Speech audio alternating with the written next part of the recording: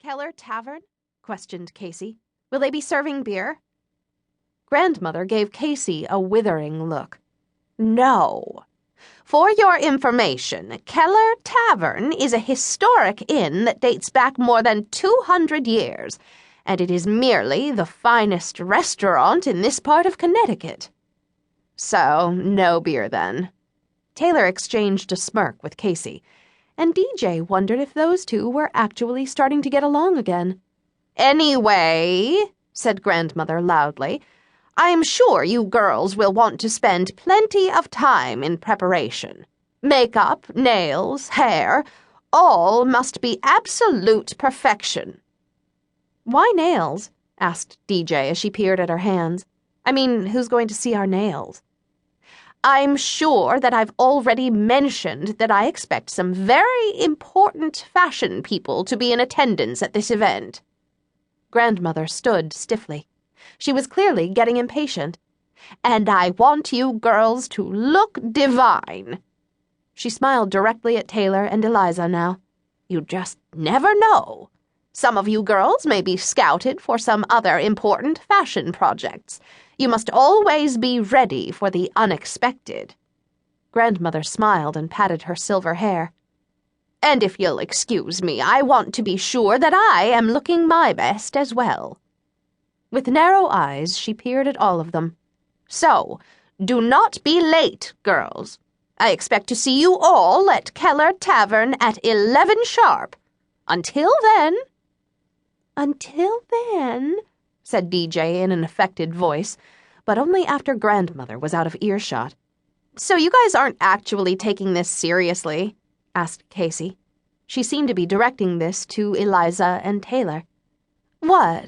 Asked Eliza. I mean modeling professionally. Casey rolled her eyes.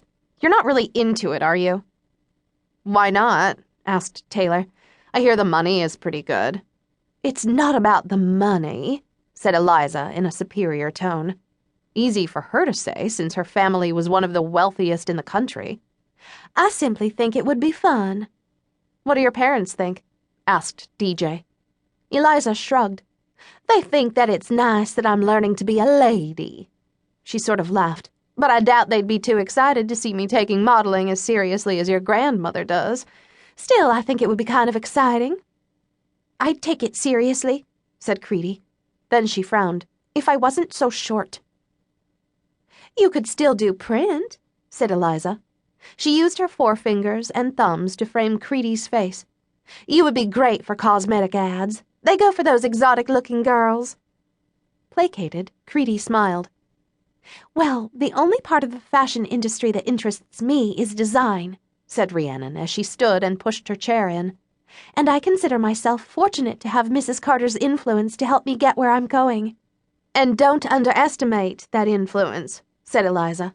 My mother told me last night that Mrs. Carter still has some pretty impressive connections in both New York and Paris.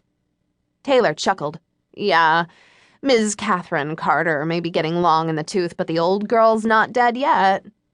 We better get moving, said Eliza. DJ groaned as she stood and reached for her cane. Her leg really was aching today. This fashion show might be a great big deal to some girls, but to DJ it was simply a great big pain. Everyone began heading for their rooms. But, as usual of late, DJ moved more slowly, clomping along like an old woman with her cane and big boot. When she finally reached the foot of the stairs, Eliza seemed to be waiting for her. Eliza smiled stiffly at DJ as she placed a hand on her shoulder. You know, despite what Casey or the others might say, I really was happy for you last night. DJ blinked at her. Seriously? I really did think it was sweet. Sweet? That word put DJ's teeth on edge. You actually seemed kind of shocked at the time. Well, naturally, it was pretty surprising. Eliza flipped a silky blonde strand of hair over her shoulder and laughed. I mean, only days ago you weren't even a finalist. If memory serves, I think you actually put down the whole thing. I'm sure you didn't even want it. Not like others might have. Like you mean? She shrugged. I invested myself in the campaign.